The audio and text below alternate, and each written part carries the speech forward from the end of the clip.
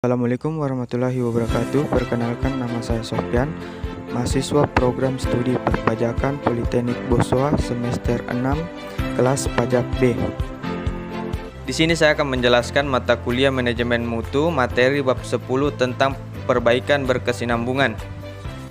Adapun indikator yang akan saya jelaskan ada 4, yaitu yang pertama, arti pentingnya berkesinambungan, yang kedua pendekatan berkesinambungan, yang ketiga aktivitas perbaikan berkesinambungan, yang keempat struktur perbaikan kualitas. Indikator yang pertama, arti pentingnya berkesinambungan. Pelaksanaan perbaikan proses berkesinambungan meliputi yang pertama penentuan masalah dan pemecahan yang memungkinkan, yang kedua pemilihan dan implementasi pemecahan yang paling efektif dan efisien, yang ketiga evaluasi ulang, standarisasi dan pengulangan proses. Indikator yang kedua, pendekatan berkesinambungan. Beberapa perbedaan pokok diuraikan pada bagian berikut. Yang pertama, alasan. Dalam pendekatan tradisional, perbaikan terjadi hanya apabila ada pengembangan produk baru dan reaksi terhadap masalah-masalah yang menonjol.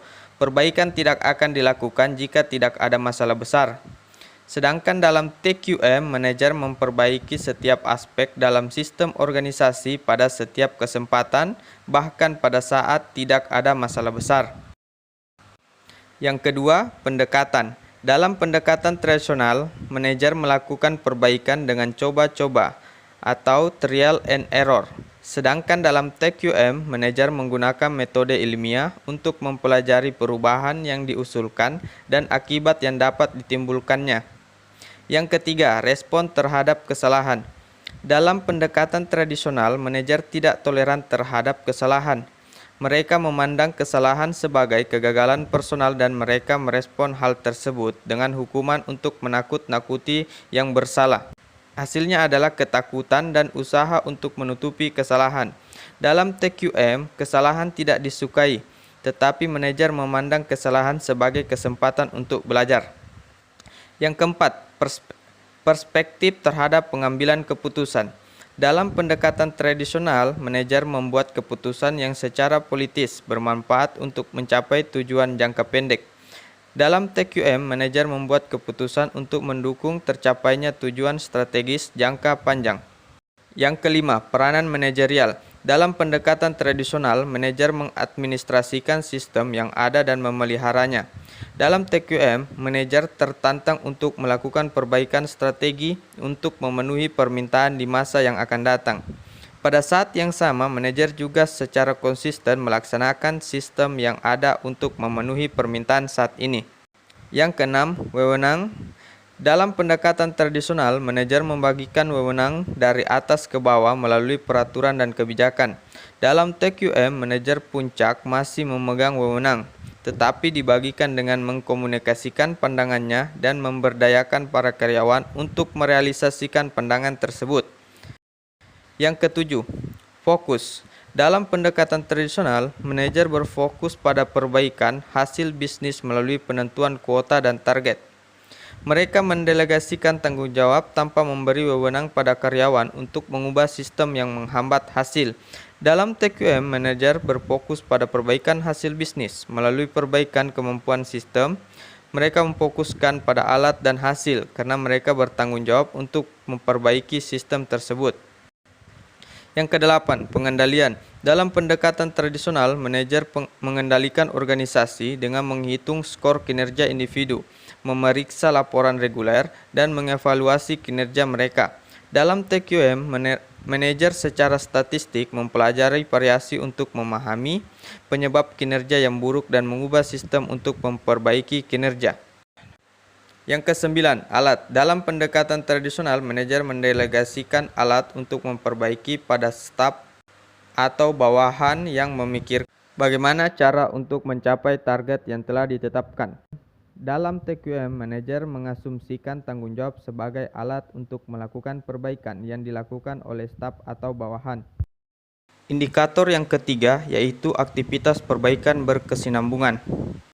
Dalam banyak organisasi, orang bekerja untuk memenuhi spesifikasi dan merasa puas apabila pekerjaan mereka sesuai dengan spesifikasi atau standar yang telah ditetapkan.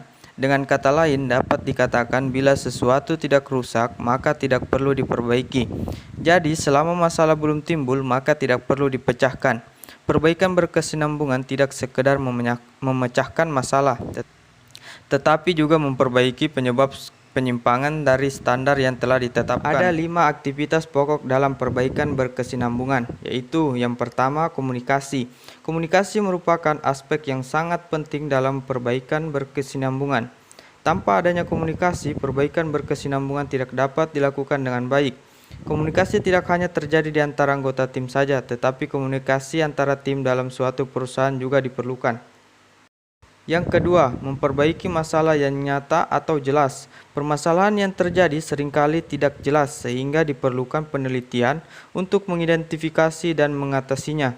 Oleh karena itu, pendekatan ilmiah atau siklus PDSA sangat penting dalam TQM. Yang ketiga, memandang ke hulu. Memandang ke hulu berarti mencari penyebab suatu masalah, bukan gejalanya atau simptom. Alat yang dapat digunakan untuk memisahkan antara penyebab dan gejala adalah diagram sebab akibat atau diagram tulang ikan. Yang keempat, mendokumentasikan kemajuan dan masalah. Dokumentasi masalah dan kemajuan dilakukan agar apabila di kemudian hari kita menjumpai masalah yang sama, maka pemecahannya dapat dilakukan dengan cepat.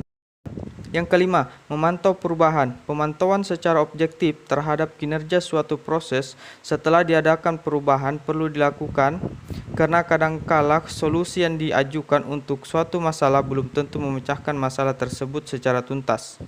Indikator yang keempat yaitu struktur perbaikan kualitas.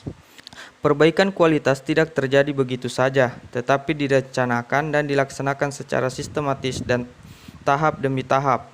Agar suatu organisasi dapat melaksanakan perbaikan berkesinambungan, organisasi tersebut harus terstruktur dengan tepat. Adapun langkah-langkah terstrukturisasi untuk perbaikan kualitas menurut Joseph Joran terdiri atas 3 langkah, yaitu yang pertama, membentuk Dewan Kualitas, di mana Dewan Kualitas bertanggung jawab atas perbaikan berkesinambungan. Yang kedua, menyusun pernyataan tanggung jawab Dewan Kualitas, di mana pernyataan tanggung jawab yang telah disetujui oleh CEO perusahaan perlu disusun dan didistribusikan agar setiap anggota dewan dan karyawan lain memahami tanggung jawab Dewan Kualitas. Yang ketiga, membangun infrastruktur yang diperlukan.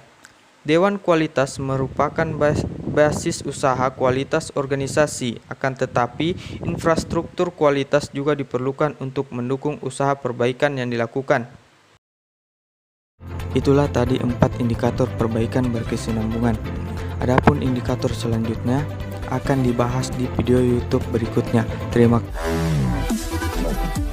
Jangan lupa like, comment, and subscribe YouTube saya. Thank you.